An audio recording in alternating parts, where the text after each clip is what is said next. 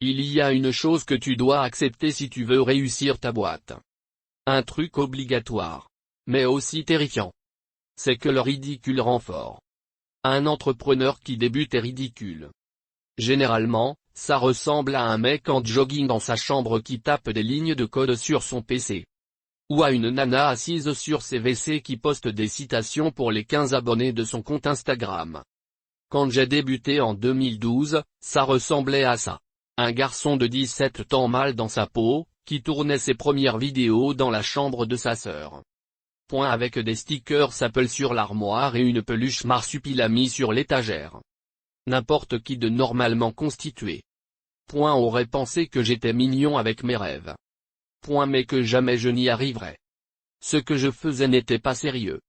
C'était moins sérieux que de me lancer dans de bonnes études, de trouver un boulot, ou simplement de réussir mon bac. Mon blog, mes 10 articles et mes 30 abonnés. C'était plutôt ridicule. Mais le ridicule conduit parfois à des choses intéressantes. J'ai continué à poster des articles pendant 3 ans. J'ai continué à construire mon audience dans l'ombre. Et, en 2015, j'ai surpris tout le monde en arrêtant mes études pour devenir créateur de contenu à plein temps. Aujourd'hui, le business que j'ai construit en acceptant d'être ridicule. Il me fait vivre, rémunère les gens qui travaillent avec moi, me permet de voyager la moitié de l'année et de mettre de belles sommes de côté pour le futur. Ce projet ridicule, c'est le projet qui a rendu ma vie intéressante. Si tu débutes dans la création de contenu, tu te sens probablement un peu ridicule. Peut-être aussi que tu te sens seul. Ton entourage, parents, conjoints, enfants, frères, sœurs ou amis. Ils ne croient probablement pas en ton projet.